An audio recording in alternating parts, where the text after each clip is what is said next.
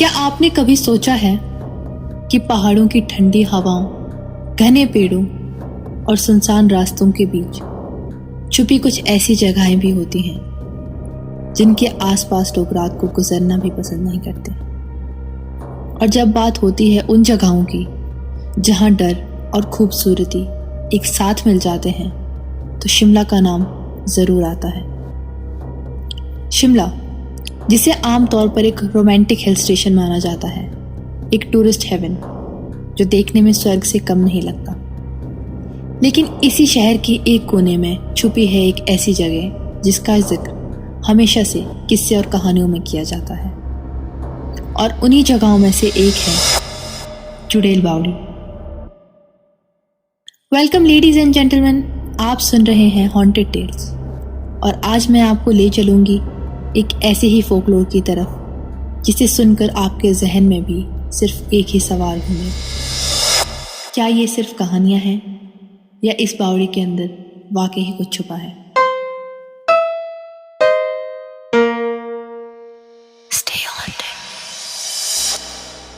शिमला के नवबहार रोड पर स्थित है ये बावड़ी। कहा जाता है कि ब्रिटिश पीरियड के दौरान ये बावड़ियां बनाई गई थी और इस जैसी छोटी छोटी बावड़ियां कई जगह पर बनी थी।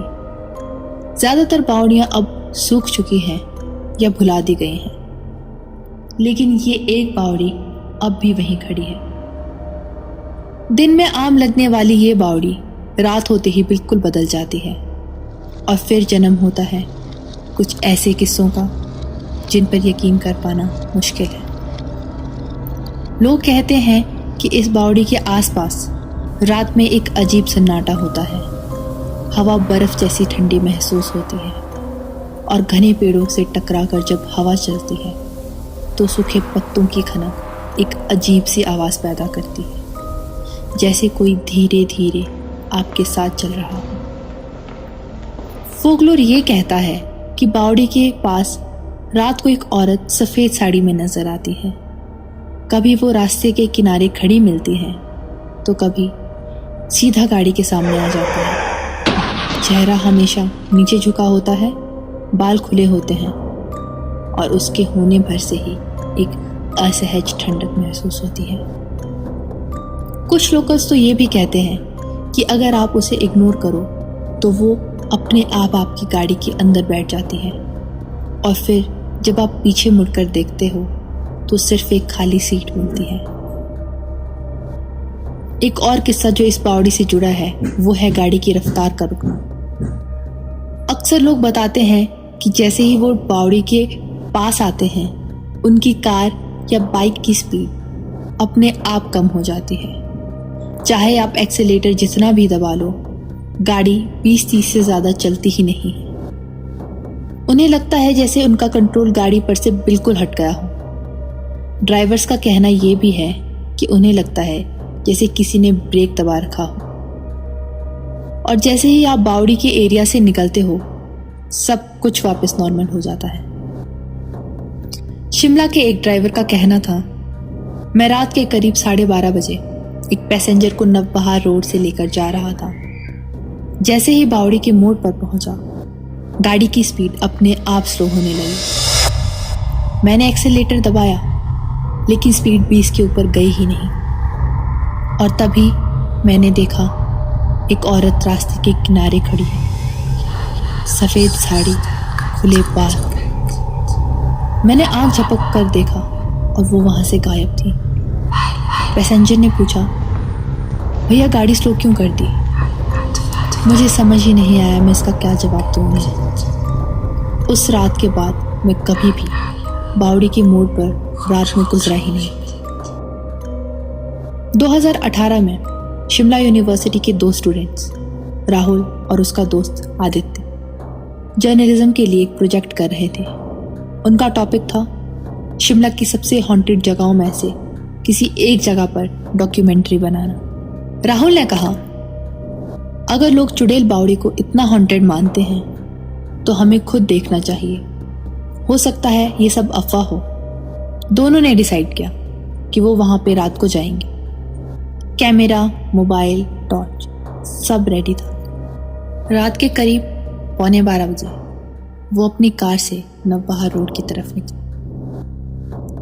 पीछे छूटती हुई शहर की रोशनी उन्हें साफ दिखाई दे रही थी और आगे था सिर्फ अंधेरा। पेड़ों के बीच से चलती हवाएं उन्हें और भी ज्यादा ठंडी महसूस हो रही थी। गाड़ी जैसे ही बावड़ी के पास पहुंचने लगी, दोनों ने महसूस किया कि हवा एकदम से और ठंडी हो गई है, जैसे किसी ने बर्फ की लकीर खींच दी। सूखे पत्ते हवा से टकराकर एक अजीब सी आवाज पैदा कर रहे थे, जैसे कोई धीरे धीरे साथ चल रहा। इतनी खामोशी थी कि उनको एक दूसरे की सांसों की आवाजें भी काफी क्लियर सुनाई दे रही थी। तभी आदित्य ने मजाक में कहा, अगर चुड़ैल मिली तो सेल्फी लेंगे। राहुल ने चुप रहना ही बेहतर समझा। बावड़ी के मोड़ पर जाते ही गाड़ी की स्पीड अपने आप स्लो हो गई। राहुल ने एक्सेलेरेटर दबाया, पर नीडल 20 के ऊपर गई ही नहीं। आदित्य घबरा के बोला, भाई एक्सेलेरेटर दबाना, मजाक मत कर। मैं दबा रहा हूं, राहुल ने चिल्ला कर कहा। और तभी सामने एक औरत सफेद साड़ी में खड़ी दिखाई दी, चेहरा नीचे, बाल खुले, और वो सीधा गाड़ी के बिल्कुल सामने आ गई। राहुल ने ब्रेक लगाई। औरत ने अपना सिर उठाया भी नहीं, बल्कि धीरे से कार के पास आई और बिना कुछ कहे पीछे की सीट पर बैठ गई। राहुल के हाथ पैर कांपने लगे। उसने रियर व्यू मिरर में देखा, औरत वहां बैठी थी, चेहरा अब भी नीचे झुका था। कार के अंदर एक अजीब सी सर्द हवा भर गई। आदित्य ने सांसों को रोकते हुए कहा, अब क्या करें? राहुल ने कहा, कुछ मत बोल, बस सीधा देख, पीछे मत मुड़ना। उन्होंने बुजुर्गों से कहानियों में सुना था कि अगर कभी कुछ ऐसा हो भी जाए तो कभी भी पीछे नहीं मुड़ना चाहिए और उन पे ध्यान दिए बगैर जितना जल्दी हो सके उस जगह से निकल जाना चाहिए। ये बात याद करते हुए उन्होंने कार मोड़नी चाहिए और बावड़ी से निकलने लगे। लेकिन जैसे ही मोड़ पार कर रहे थे, पीछे से एक तेज चीखने की आवाज आई और वो दोनों डर के मारे सहम गए। राहुल की गाड़ी का एक्सीडेंट होते होते बचा। दोनों ने जैसे तैसे हिम्मत करके एक साथ मिरर में देखा, मगर पीछे कोई था ही नहीं। सीट बिल्कुल खाली थी। बावड़ी के पास जाने वाले लोगों का कहना है कि उन्हें सांस लेने में दिक्कत महसूस होती है, आंखों में जलन भी महसूस होती है। कई लोगों का कहना है कि उनका सिर वहां जाते ही भारी हो जाता है, जैसे कि किसी ने दम घोंट दिया हो।